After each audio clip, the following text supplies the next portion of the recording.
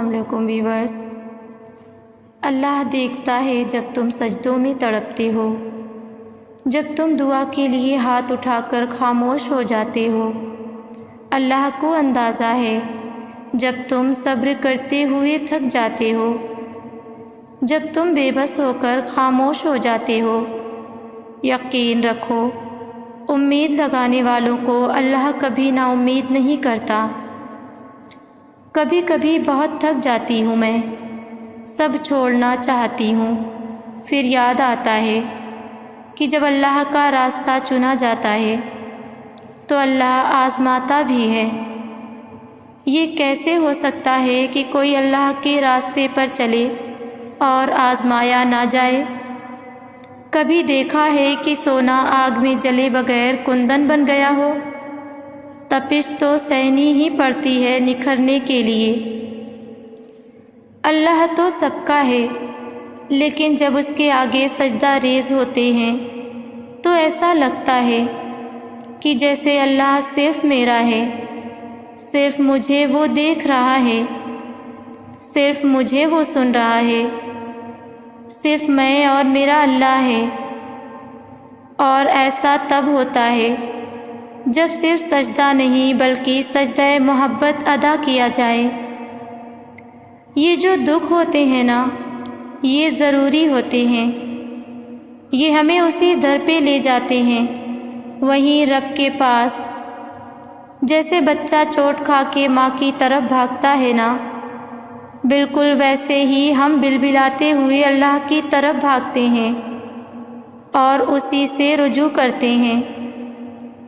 جب ہمیں درد ہوتا ہے کوئی اور در نہیں ملتا، جب کوئی سہارا نہیں رہتا، جب سانسیں تنگ سی ہونے لگتی ہیں، جب ہم ٹھکرائے جاتے ہیں، جب ہم رلائے جاتے ہیں، تب ہم اللہ کو پکارتے ہیں اور وہ رحمان و رحیم بادشاہ سمیٹ لیتا ہے اپنی رحمت کے ساتھ۔ نیت، عمل، ارادے غلط ہو سکتے ہیں، لیکن تڑپ ہمیشہ سچی ہوتی ہے۔ تڑپے بغیر کوئی نہیں روتا، بے چین ہوئے بغیر کوئی طلب نہیں کرتا، دعا ہو یا دوا زخم ملے بغیر کوئی نہیں مانگتا۔ جیسے ہوائیں موسموں کا رخ بدلتی ہیں، ویسے ہی دعائیں مصیبتوں کا رخ بدل دیتی ہیں۔ اللہ ہمیں دعائیں دینے والا اور دینے والا بنا دے۔ اگر اللہ تمہیں وہاں تک نہیں لے کر گیا جہاں تم جانا چاہتے ہو، تو یقین رکھو بہتر ہوگی وہ جگہ جہاں وہ تمہیں اپنی مرضی سے لے جائے گا۔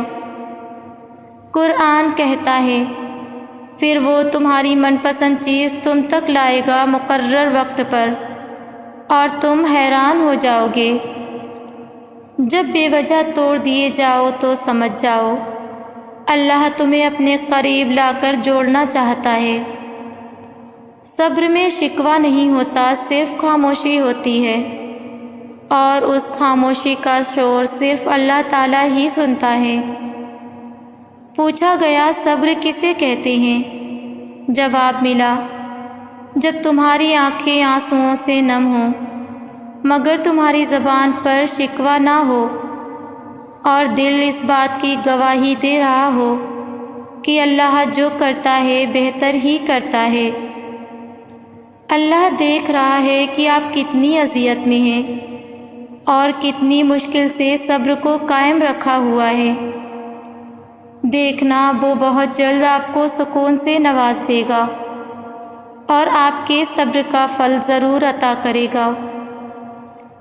صبر ہوتا نہیں ہے، صبر کیا جاتا ہے، اور صبر یہی ہوتا ہے کہ اپنے اندر مچلتے ہر طوفان کو خود میں تھام کے اس کے ختم ہونے کا انتظار کرنا، اپنی شدتوں کو خود میں اس طرح قید کر لینا کہ معاملہ صرف اللہ کا رہ جائے۔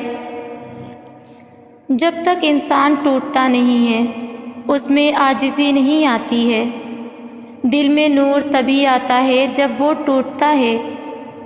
جب انسان ٹھکرایا جاتا ہے تبھی وہ اپنے رب کی طرف متوجہ ہوتا ہے، اور بہت خوش نصیب ہوتے ہیں وہ لوگ جو ٹوٹ کر اپنے رب سے جڑ جاتے ہیں، اور ان کے دلوں کو میرا اللہ پاک اپنی محبت عطا کر دیتا ہے، پھر وہ دنیا سے بے نیاز ہو جاتے ہیں۔